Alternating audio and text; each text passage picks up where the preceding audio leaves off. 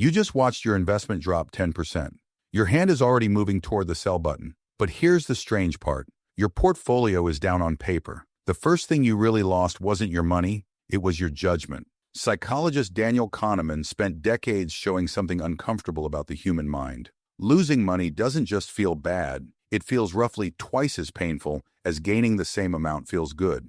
He called it loss aversion, and it's baked into you whether you like it or not. So when the market dips, you're not thinking like an investor anymore. You're thinking like an animal that just heard a predator in the bushes. And that instinct, the one that kept your ancestors alive, is exactly what wrecks your portfolio today. Here's where it gets worse. Kahneman's longtime research partner, Amos Tversky, showed that people don't evaluate outcomes in isolation. They evaluate them against a reference point, usually whatever they paid.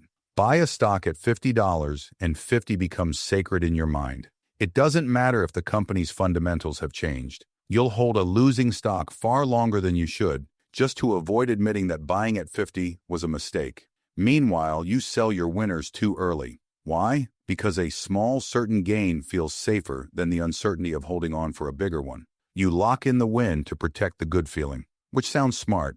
It isn't. Warren Buffett built an entire career on refusing to play this game. His advice was almost insultingly simple.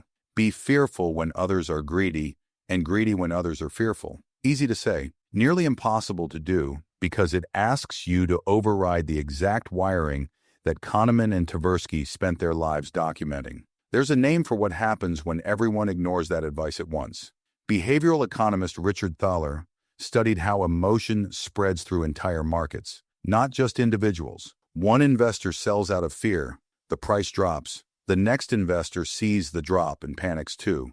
Within hours, a temporary dip becomes a stampede, driven by emotion rather than fact. So what actually protects you? Not intelligence, not more information, distance. The investors who outperform aren't smarter. They've simply built systems that remove the moment of panic from the equation. Automatic contributions, predetermined rules for when to buy or sell, long-time horizons that make daily price swings irrelevant by design. Because the market is never really testing your knowledge of finance, it's testing whether you can sit still while your own brain screams at you to move. Your hand was already moving toward the sell button. Now you know why. The real question was never about your money at all. It was about you.